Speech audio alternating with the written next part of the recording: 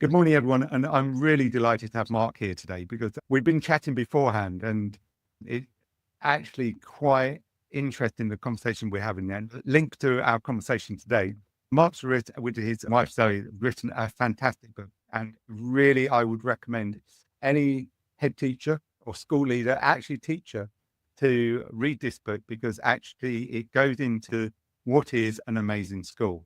So, hello, Mark. Hello. Can you tell us a little bit about the book and how you came up with Mm. how do they do it? Yeah. So me and Zoe have written books together before. So we wrote the CPD curriculum, generative learning in action. So we've got a bit of a history of sitting down and kind of going, this is a thought we've got in our head. We've written a few blog posts or a few test articles, but there's a lot more to say. What would that look like if it was a book? And that's really how this one came about. We had just come out of Ofsted. So we were both HMIs and members of the curriculum unit as subject leads, her English and me geography. And before that, we'd both done a huge amount of school improvement work. I still do school improvement work across the country. She's working for a trust in school improvement. So we visited hundreds of schools and seen some amazing things and some less amazing things. And we thought, well, what is it that made the difference?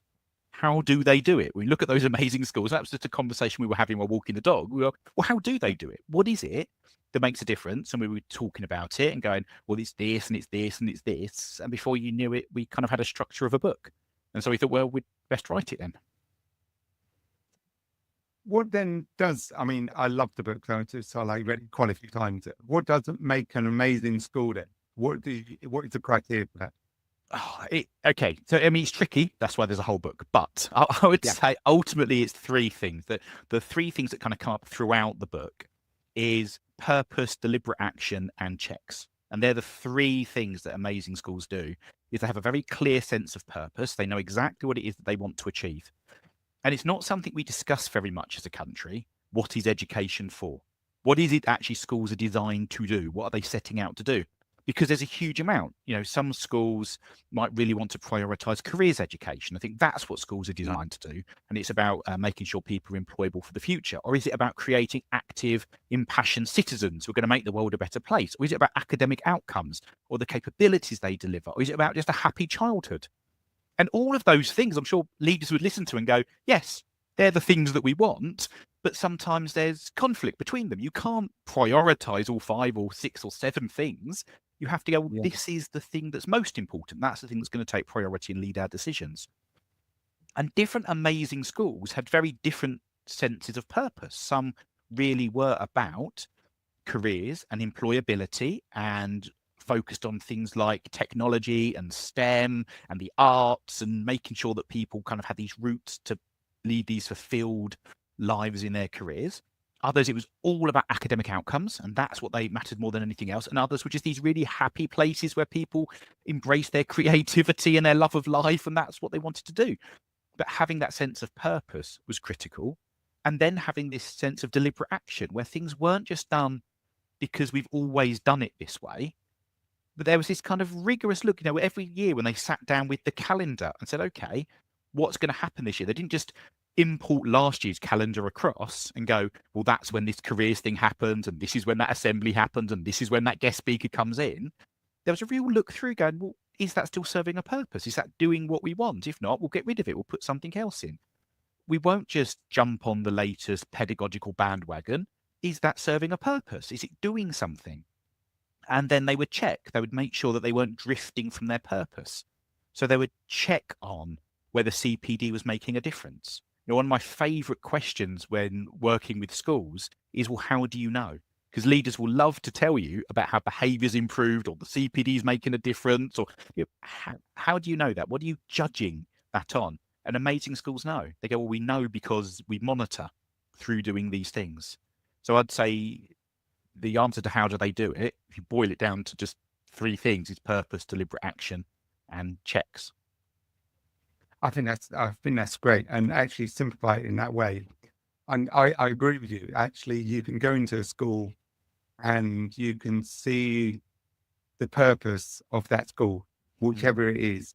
And actually it's well run, it's got good structures, whatever the purpose is, even if it's an early years setting, that's all on play learning, you can see that it's based on that, or it's a much more structured approach from like a high school type approach that actually everyone knows what their job is, and then it's going to that deliberate practice.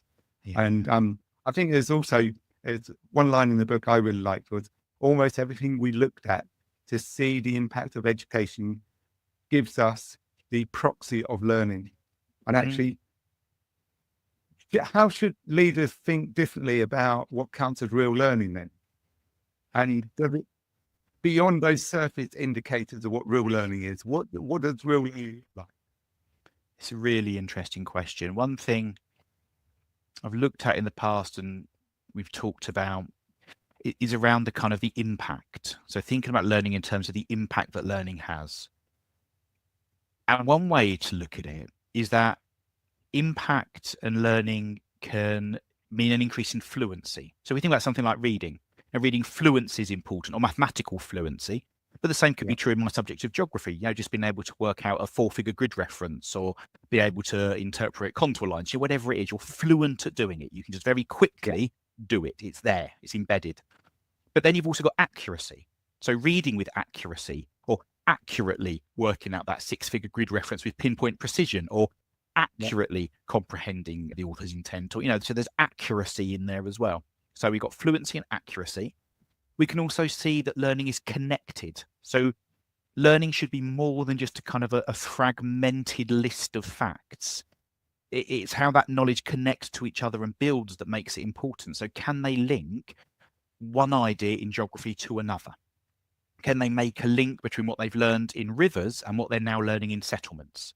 Which is why sequencing is so important in the curriculum. So is it connected knowledge? Is it greater than the sum of its parts? Or is it just random facts about Brazil? So it should be connected. It should also be enabling. So learning should mean they can do more. Because I know this, I can now do something else. I can apply it. I can do something with it. And then is that learning sufficiently deep? Is it beyond just surface level? Is there a depth of knowledge about that thing? Or is it just, I can repeat this one piece of information?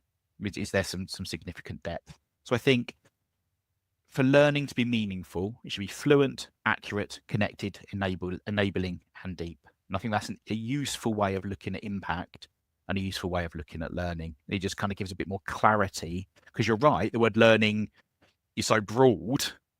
Have people learnt something?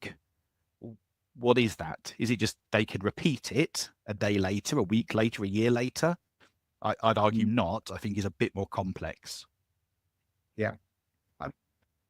That's so true. It's also that mastery level is actually using that information, the fluency, in a different context and actually applying it well in that context to actually know that they've learned it in some ways. And it's sort of like, I'm an early years teacher, so I love the early years. So like, it's all about learning, isn't it? The whole focus of how they learn, the curiosity, all those sort of skills that they need to really embed the fluency skills that they have. And actually you can see it as it develops over the time. I love working with early years. I think it's the most fascinating of setting. And I think actually that's where you really can see that purpose, deliberate action check in place, because it's just constant. Think about that kind of continuous provision and those activities that are set out. How deliberate are they? Why is that there? What's it designed to do? And do the children understand what they're meant to do? And do the adults understand what it's all designed to do? Or does the early years coordinator know, and everyone else just hopes that they muddle in? And then that kind of check, who's actually making progress in what different strands, whose fine motor skills are improving, and if they're not, what's being done about it? That real individual level. I think early years is a brilliant microcosm for school leadership. It's a great place to see it all play out. It took me a long time to learn about it. I was a Key Stage 2 teacher for most of my career. And then I went further and further down to early years. And I guess I love both. I used to love teaching year 6. It's different from the primary schools. And one school, I actually taught year 6 in the morning to do all the maths and the English. And then I taught nursery. It was brilliant because you had the two. And then you had the question is actually, who's the most independent in the school? And the answer was actually the nursery children were more independent than year 6, because basically I was giving them most of the information. They're then using the information, but actually they weren't actually searching for the information. So that's a different story. That's another conversation on that. And just going on to the conversations you'd had with school leaders, I'm just trying to phrase it properly. And so, like, how did they focus on the deep learning rather than the data? So how did they really have that at the center of their attention, that purpose? That's interesting.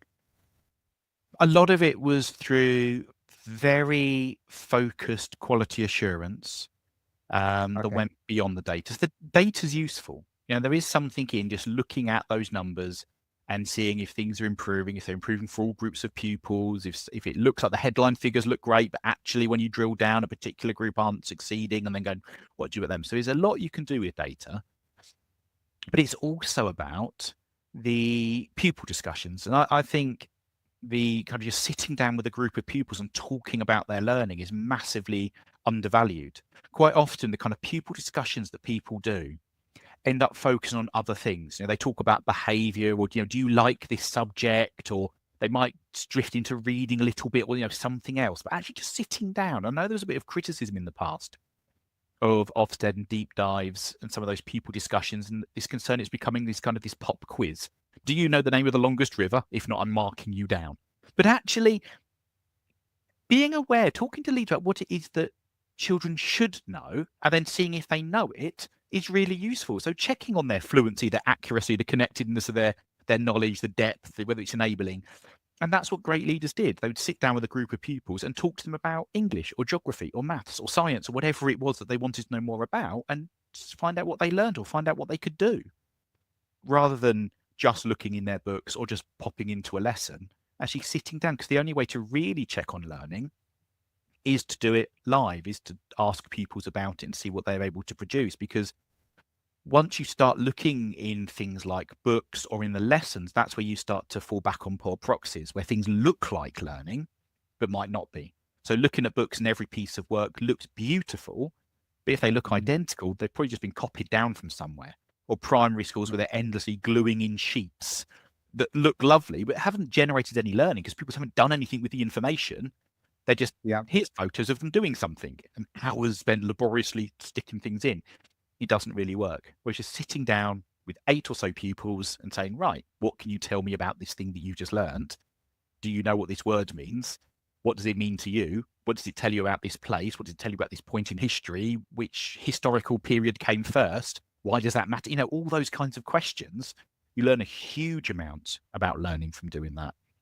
And that's what great leaders do, is they talk to pupils about their learning. They do it on the corridors, they do it at lunchtime, in the playground, just constantly asking them about what they know and just taking that temperature.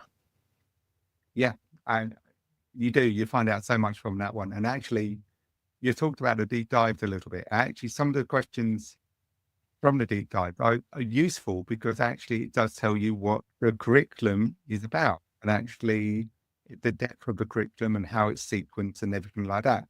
And that's really good. I mean, that's still useful for any school leader to use that. Huge. Oh, sorry.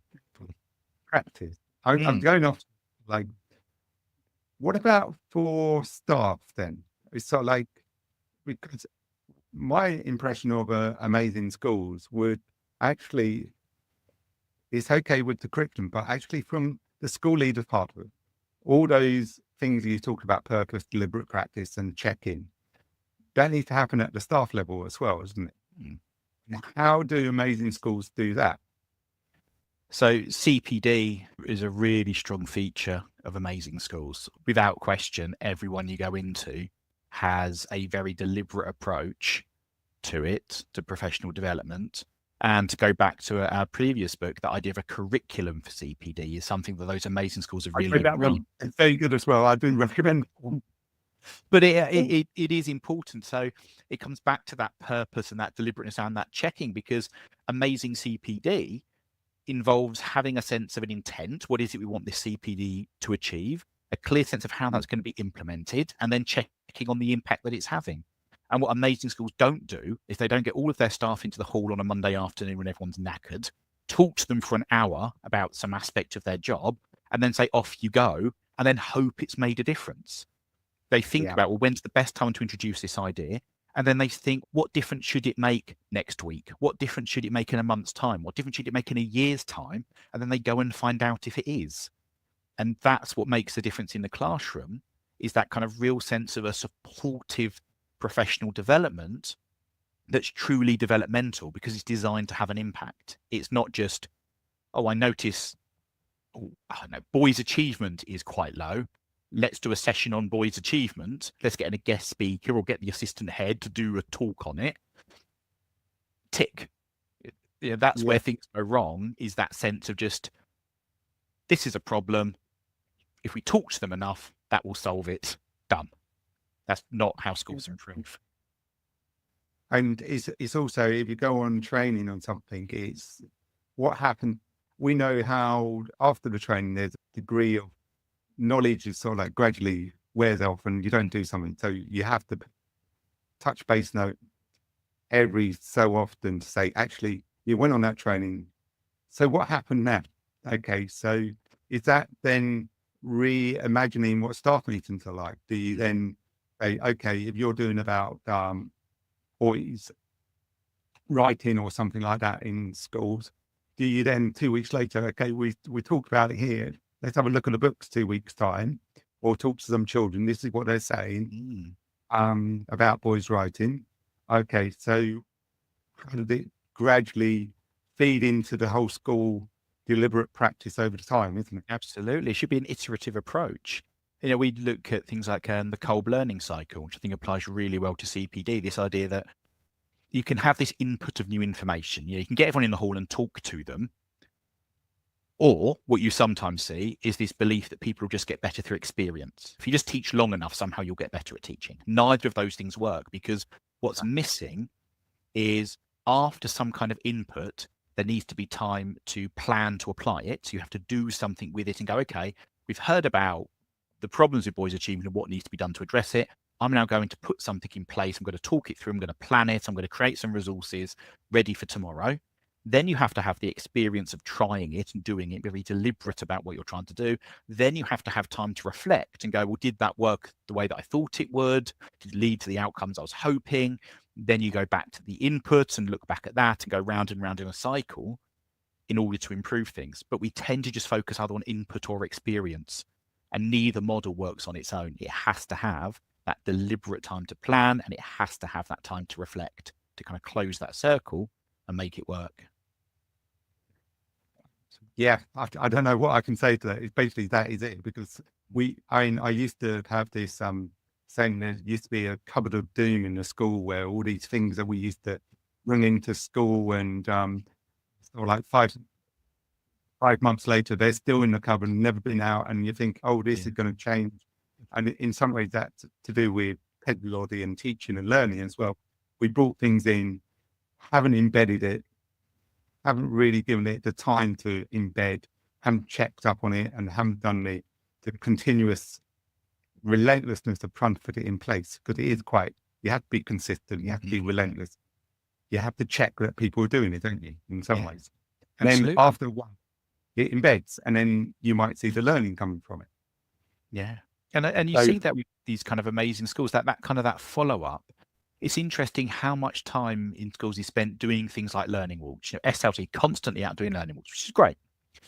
And lots of them collect the information, and they'll kind of make notes and things. But then nothing happens with all of that data.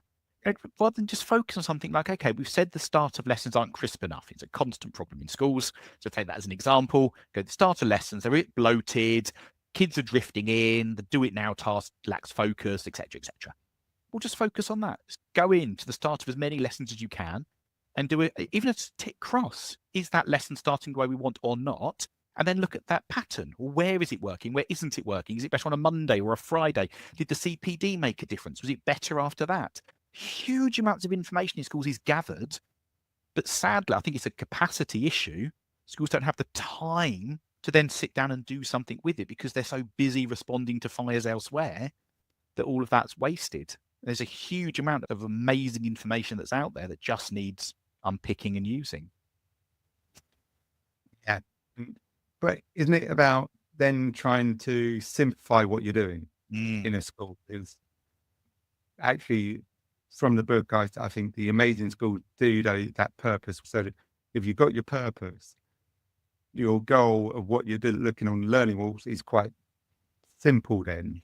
Absolutely. Yeah. It's about clarity. And then you can check because actually you've got the whole cycle. Actually, we're doing this. This is what we want to do. This is what it should look like. And then it's much clearer. And actually sometimes like the learning walks, it's like, you know what you're looking for. You're commenting it on you're modeling it as well. Yeah. So you're going around the school. If you want to have the start of lessons on time, go to the start of lessons. Actually, that's your single focus of that learning walk. And actually then refine it from there. Simplify the learning walk in some ways. Try not to do everything. Yeah. Good message. I'm sorry, like, yeah. Anyway, going on from that, it's like one of the most powerful lines of the book is actually trust comes from respect, personal regard, integrity, and competence. How do school leaders build that across their teams? I mean, linked into what we're doing said already, but actually, I think that's an important message for school leaders to know. Yeah, this is probably one of the trickier areas. I think there's a huge amount of school improvement that can be learnt, but some of it, like having integrity, it's about character. And if you don't have integrity, you're going to struggle as a school leader because everything else then starts to fall apart and everything else starts to fail. I don't think it's something that you can fake. And when you look at those amazing schools, one thing they all had in common was a leader with genuine integrity. They believed in what they were doing. They were very honest. Zoe, a co-author and wife, is a big fan of the book around kind of radical candor and that idea that people deserve honesty. And that's what you see from those great leaders is they don't shy away from difficult conversations, but it is done with respect and openness.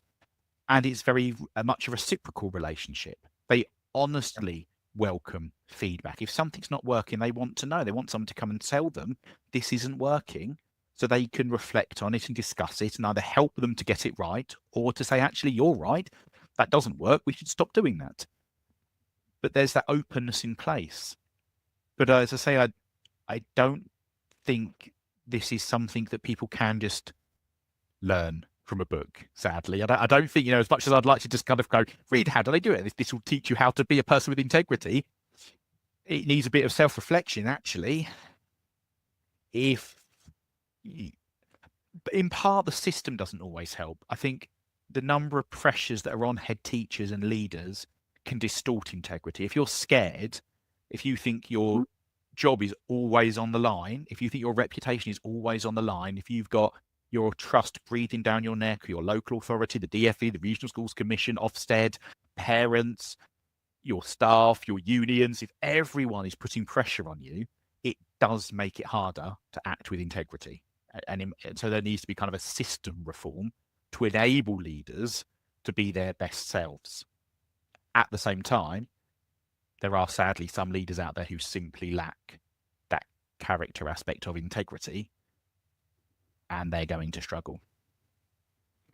Yeah, we did a conference 2 weeks ago, as I mentioned before, and we had Caroline Sherwood there and did codified leadership.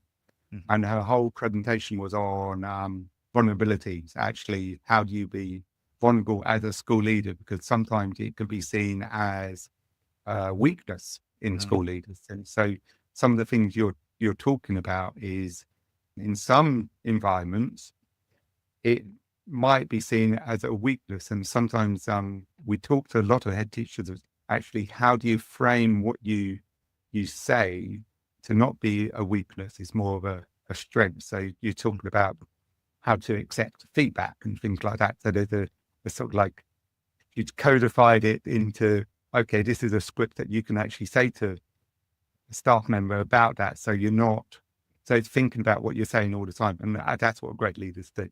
They know what the consequences of their conversations with down the corridors and how the staff are going to react to that. So they know the staff really well to do that. So it's basically into that integrity. But we got the issue of the school leaders is actually it's time, isn't it? It's because we've got the new report recently that said that 25% of school leaders leave within 1 year now. How do you embed those sort of like cultural changes? It takes longer than a year to change. Oh, definitely. And this is the problem. School improvement has to be sustainable.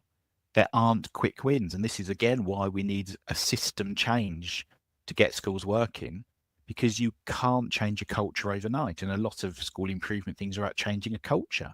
But even something as simple, relatively simple as, say, curriculum change, which certainly for me feels quite simple. They're going, here's a great curriculum, let's bring in a great curriculum. If you bring in a great curriculum in a secondary school, it's going to take 5 years to see a difference in outcomes, really, because it's those year sevens who go through your entire curriculum journey who are then going to be amazing at the end of year 11.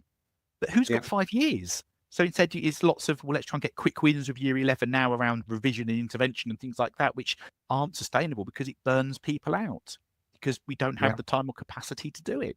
It burns the pupils out. They don't have the capacity to embrace it.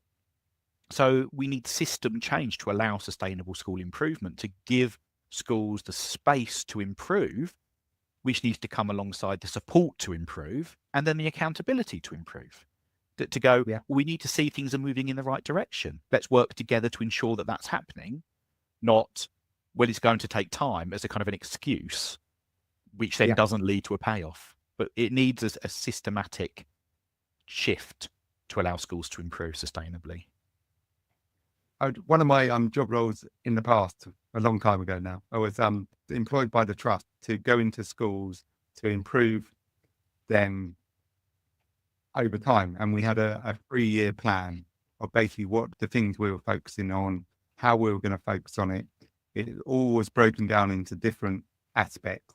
And actually, if I was then moved to another school, that plan was still in place. So in some ways, everyone knew what the goal was. Everyone knew where the things are.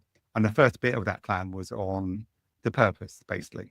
So the first year was solely creating the environment that is right for that school.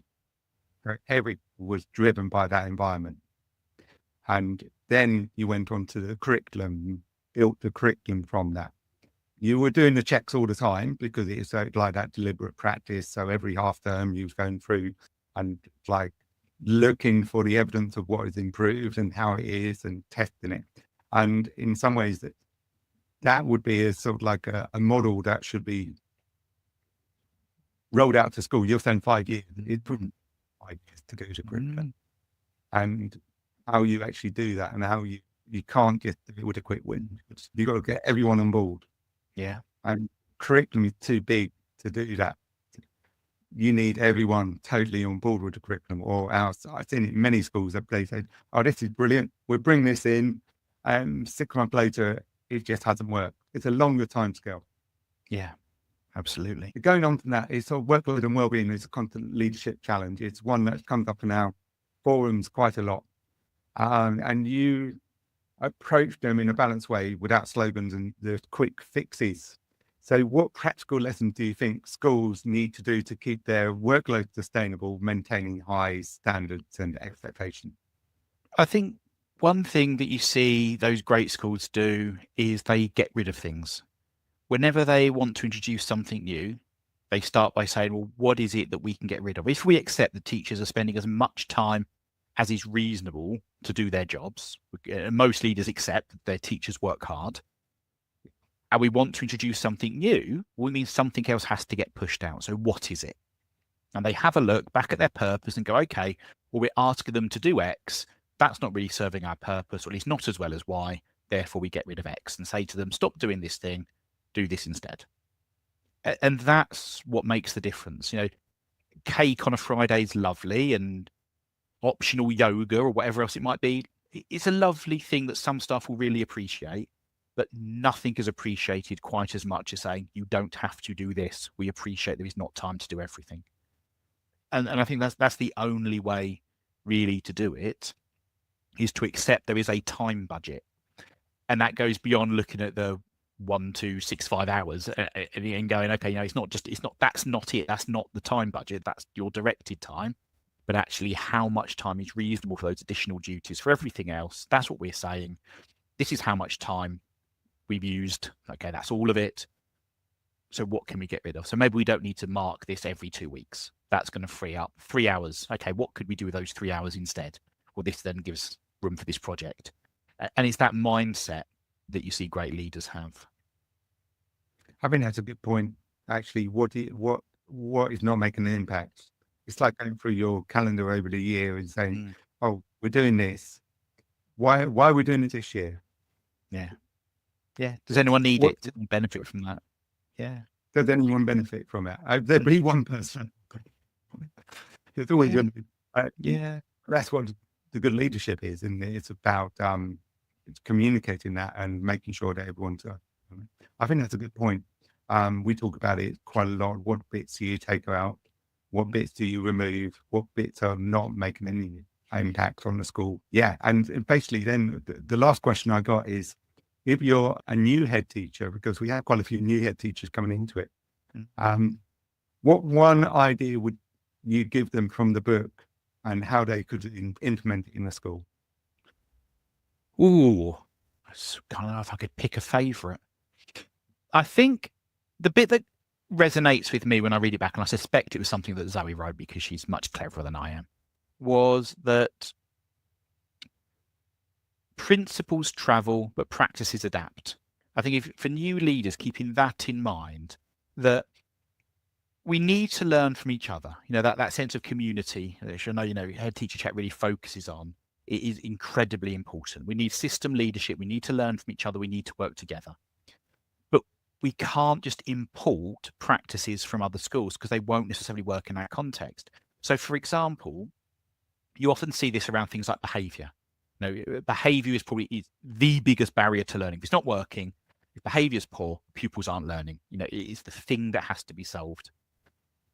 And some schools have a huge amount of success by being incredibly strict. And if you step out of line, you're going to be suspended. They have a really firm line, and it works brilliantly for them because the wider community values education. People don't want to be suspended. Parents don't want their kids to be suspended. They have to be in school. They will change their behavior and they will make sure that behavior is changed. It works. Yeah. Then you see other schools try to import it and go, we're going to do the same thing. If they step out of line, we're going to suspend. And all that happens is suspensions go up and up and up and up and up and up and up forever, because actually in that community, education isn't valued because parents don't care if their kids are in school or not. It saves them getting them out of bed in the morning. It's one less thing to worry about. So it doesn't work. It doesn't improve behavior. It doesn't lead to a better atmosphere in school. All it leads to is more confrontation and conflict and lower attendance and poorer outcomes and everything else. You can't just import that system. So I think that's probably a message that everyone working in education needs to learn, whether a teacher, a senior leader, a head teacher, a trust lead, is to focus on the principle. What is it that actually makes the difference? Well, in that case, it's about consistency. Consistency makes the difference. What does consistency look like in our context? And how do we ensure that we get consistency to that thing? It might not be the same way that the school down the road does. Totally agree with everything you said today. It's been great talking to you in some way. And it's like what Dylan Williams said, isn't it? It's sort of like, not everything works in every school somewhere. That I can't remember the quote. Everything works somewhere. Yeah. Yes, that one. Yeah, sorry. That bad, wouldn't No, and actually it resonates with me so much, and I'm sure it's going to resonate with the community. So just to say, where can I get hold of your book? It's on Amazon, obviously. Amazon, direct from Crown House. Go into your local bookshop and get them to order it for you. Support your local bookshops. So pop in there and get it ordered. Yeah, and I do recommend it because actually there's so much good information in there from the conversation we've had today. I thank you, Mark and Zoe, for writing this book. And actually, it would be a great help to all school leaders to read it. It's one of my favourite books of the year. So, thank you very much. It means a lot. I read quite a few books, as you gather. So, there's so many things that you could take away from it to use in your school, which is great. And the structure of the book as well. I love the way the chapters are organized and you go through it and it's reflection points in it. It's got where it goes wrong, where it goes well. It's a really easy read and really well structured book. So I highly recommend this. Thank you, Mark, for your time today. It's been a real pleasure talking to you. It's been lovely. Thank you. Yeah, and I, as I say, I always like your blogs. I like the blog you did on Ofsted recently. That's really good. If you ever can't, I have shared it a few times, so get a chance to have a look at that, because that actually is quite useful. And thank you for your time today. Thank you.